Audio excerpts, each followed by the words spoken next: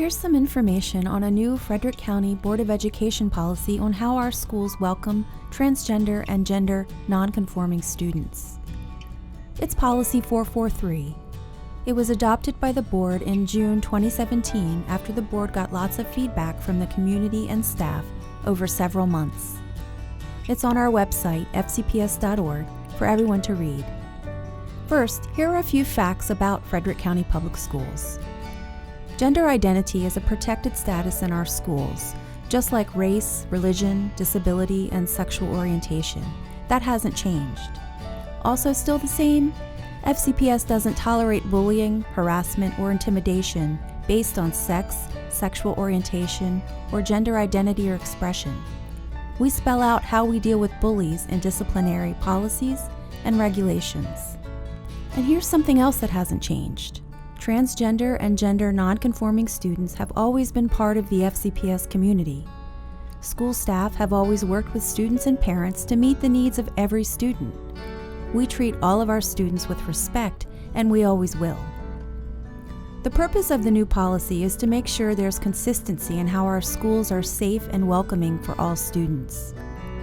We also want to make sure we're doing everything we can to prevent discrimination, stigmatization, harassment, and bullying of students who are transgender or gender nonconforming.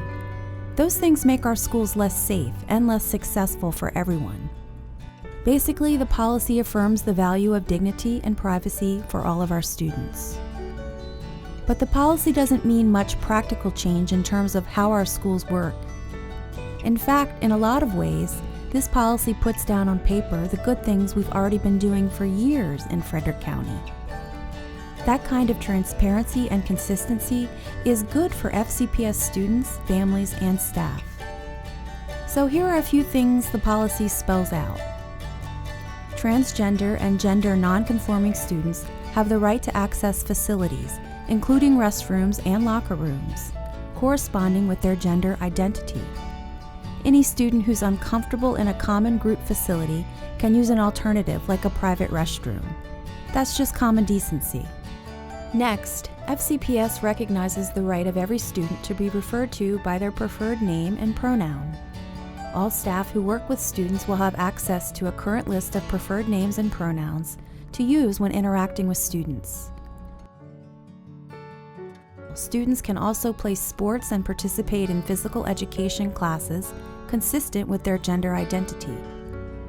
We're also going to be sure school events and activities like field trips, graduations, and dances are inclusive for everyone, and any dress code associated with such events are gender neutral. For FCPS, all of these things come down to welcoming all students, making sure everyone feels safe, and treating everyone with basic respect. These are principles we've always lived by. Our new policy makes things a little clearer and a little more consistent. As always, if you have questions about a policy, you can ask the Board of Education by emailing, calling, or coming to see them.